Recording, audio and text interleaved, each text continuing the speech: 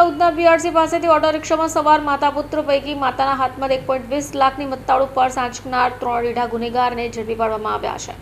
અંતર્ગત ત્રણેય જણા એક ટ્રીપના 2000 ચૂકવી મિત્રની બાઇક પર સ્નેચિંગ કરવા નીકળ્યા હતા. પોલીસે આરોપીઓની ધરપકડ કરી છે. 78,000થી વધુનો મુદ્દા માલ પણ કબજે કર્યો છે.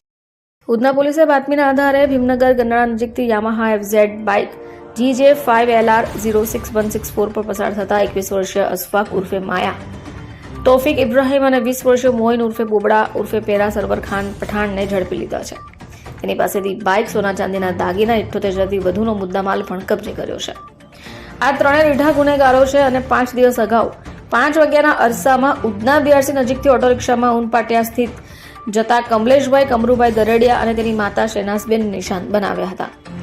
પર્સ આંચકી તેમાંથી 1.20 લાખની મત્તા ચોરી કરી હતી. અગાઉ પણ આ યુવકો જેલની હવા ખાઈ ચૂક્યા છે.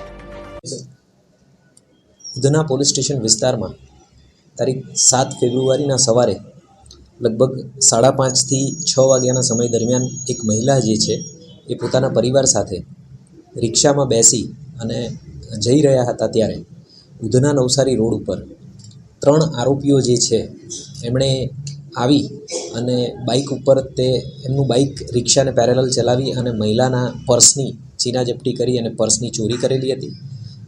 આ જે ગુનો છે એ 12 ફેબ્રુઆરીના રોજ દાખલ કરવામાં આવ્યો અને ત્યારબાદ સર્વેલન્સ સ્ટાફે CCTV કેમેરાઝ અને બાતમીદારો મારફતે માહિતી મેળવી અને આ જે 3 આરોપીઓ છે એમને 13મી તારીખે અરેસ્ટ કરેલા છે અને મુદ્દામાલની રિકવરી કરેલી છે.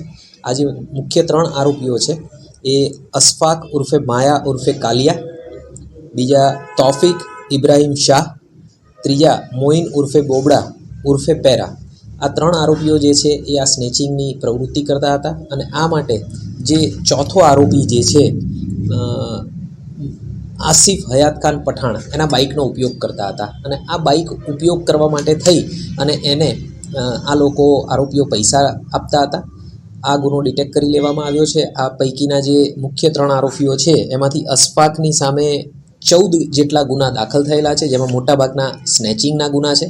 આ જ રીતે તોફિકની સામે 3 ગુના દાખલ થયેલા છે શહેરમાં અને મોઇન ઉર્ફે બોબડાની સામે 4 ગુના દાખલ થયેલા છે.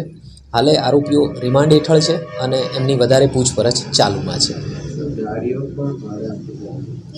ગાડી જે છે એ આ મોટરસાઇકલના માલિક છે આસિફ હયાત ખાન પઠાણ છે એ પોતે પૈસા લઈ અને આ રીતની પ્રવૃત્તિઓ માટે ગાડી ભાડે આપતા હતા. એટલે એમનું નામ પણ બાકીના 3 આરોપીઓને અરેસ્ટ કરવામાં આવ્યા. ત્યારબાદ પૂછપરછ કરવામાં આવી. એ દરમિયાન સામે આવ્યું એટલે એમને પણ આરોપી બનાવી અને એમને પણ અરેસ્ટ કરી અને રિમાન્ડ માંગવામાં આવેલા છે. હાલમાં વધારે પૂછપરછ એમની પણ ચાલુ છે. બ્યુરો રિપોર્ટ, ચેનલ આઈ વિટનેસ.